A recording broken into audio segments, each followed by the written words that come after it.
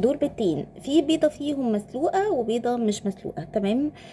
طب ازاي نعرف البيضة المسلوقة من البيضة اللي مش مسلوقة؟ هوريكم تراك كده تعرفوها لو انتوا بتسلقوا البيض وتسيبوه في التلاجة بالليل وبترجعوا تتلخبطوا. بصوا بقى، اول حاجة هنمسكها ونسبانت او نلفها كده واحدة بس صغيرة. بصوا، لفيناها وقفت، يعني ما كملتش السبان. هنجرب دي بقى ونلفها واحدة صغيرة تانية. بصوا بتلف بسرعة ازاي.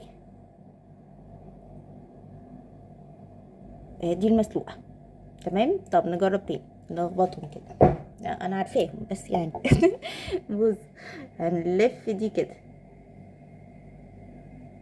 بصوا بتلف حواليها بسرعة ازاي، دي المسلوقة. طب هنلف التانية اللي المفروض انها مش مسلوقة. بصوا بتلف ازاي دي. تمام، يبقى دي مش مسلوقة. نمسك كده نجيب نكسرها نشوفها.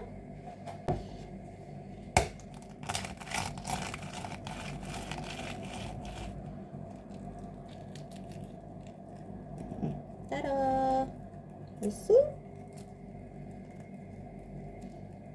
يلا بقى لايك وشير وكومنت لو ما كنتيش تعرفي المعلومة دي. باي باي.